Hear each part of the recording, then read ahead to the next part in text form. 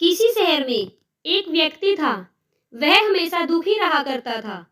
उसे हमेशा ऐसा लगता था कि उससे दुखी व्यक्ति संसार में और कोई नहीं है। जब भी कोई उससे बात करता तो वह अपनी समस्याओं का बखान करने लगता। थोड़ी देर में साथ वाला व्यक्ति उठकर चला जाता। इस बात से तो वह और परेशान हो जाता कि उसकी बात सुनने वाला कोई नहीं है। एक दिन उसे पता चला कि शहर में कोई महात्मा आया है जिनके पास सभी समस्याओं का समाधान है। यह जानकर वह महात्मा के पास पहुंचा। उस महात्मा के साथ हमेशा एक काफिला चला करता था जिसमें कई ऊंट भी थे। महात्मा के पास पहुंचकर उस व्यक्ति ने कहा, गुरुजी, मैंने आपका बड़ा नाम सुना है कि आप सभी समस्याओं का समाधान करते हैं। मैं बहुत दुखी व्यक्ति हूँ।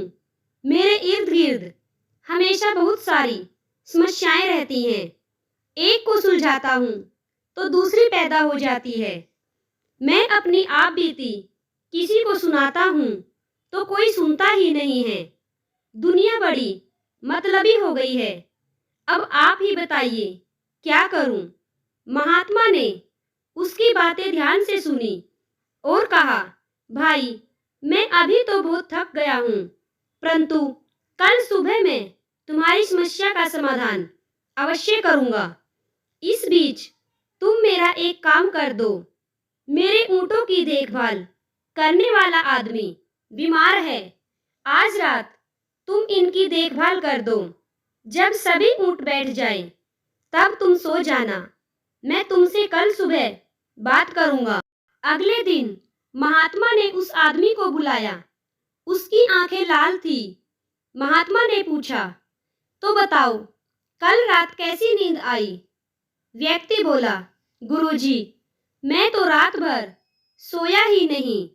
आपने कहा था जब सभी ऊंट बैठ जाएं, तब सो जाना, पर ऐसा नहीं हुआ। जब भी कोशिश करके एक ऊंट को बिठाता, दूसरा खड़ा हो जाता। सारे ऊंट बैठे ही नहीं, इसीलिए मैं रात भर सो नहीं सका। इस पर महात्मा जी ने मुस्कुराते हुए कहा, मैं जानता था कि इतने ऊंट एक साथ कभी नहीं बैठ सकते, फिर भी मैंने तुम्हें ऐसा करने को कहा। यह सुनकर व्यक्ति क्रोधित होकर बोला, महात्मा जी, मैं आपसे हल मांगने आया था, पर आपने भी मुझे परेशान कर दिया। महात्मा बोले, नहीं भाई, दरअसल यह तुम्हारी समस्या का समाधान है। संसार के किसी भी व्यक्ति की समस्या इन ऊंटों की तरह ही है। एक खत्म होगी तो दूसरी खड़ी हो जाएगी। अतः सभी समस्याओं के खत्म होने का इंतजार करोगे तो कभी भी चैन से नहीं जी पाओगे।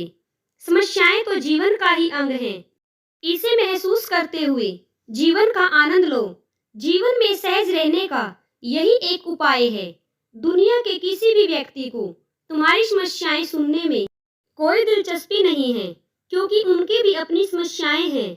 महात्मा जी की बात सुनकर व्यक्ति के चेहरे पर संतोष और सहजता के भाव उमड़ पड़े, मानो उसे अपनी सभी समस्याओं से निपटने का अचूक मंत्र प्राप्त हो गया हो।